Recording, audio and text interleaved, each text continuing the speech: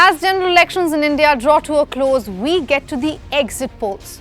It's a survey on people who vote in the elections. Unlike opinion polls, where questions are asked about the issues and voter sentiment, in exit polls, people are directly asked who they voted for. Based on the results, a pattern is derived that can help paint the final picture.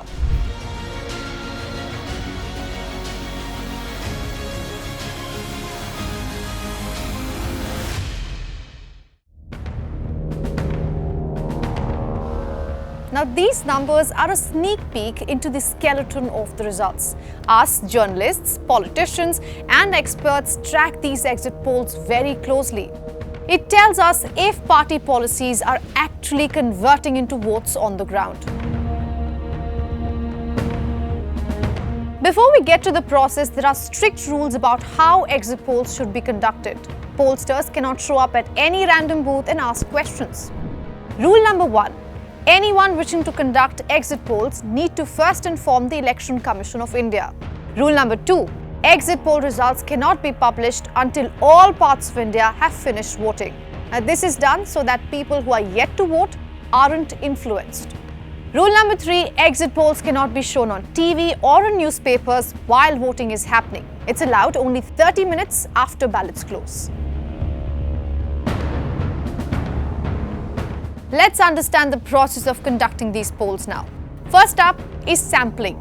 Researchers pick a bunch of polling stations from different areas to get a good mix of voters. Second is interviewing. Trained pollsters talk to voters as they leave the polling stations. They randomly pick people to ask questions to keep the process fair. Third is questionnaire. Voters fill out forms with questions about who they voted for, which party they like, and what issues are most important to them.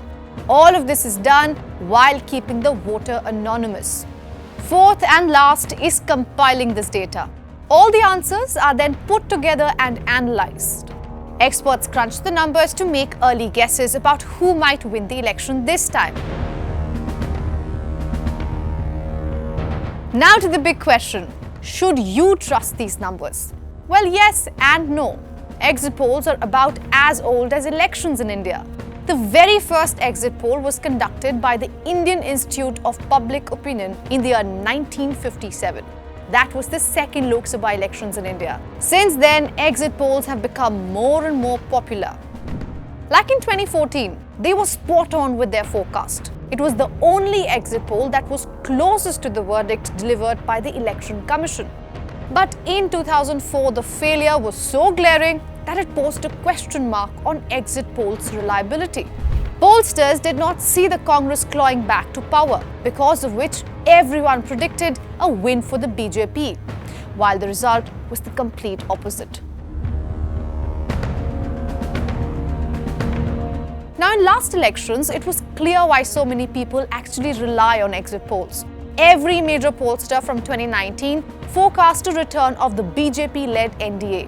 When you sit down and actually assess the 67 years of exit polls, one realizes it's actually a mixed bag. As former Vice President Venkaiah Naidu once said, exit polls do not mean exact polls. Sampling errors, biases, or exceptions often produce incorrect predictions. India's election is spread across 7 phases this time. Voting ends on 1st of June, and post 6 p.m. local time, we can expect exit polls to be announced.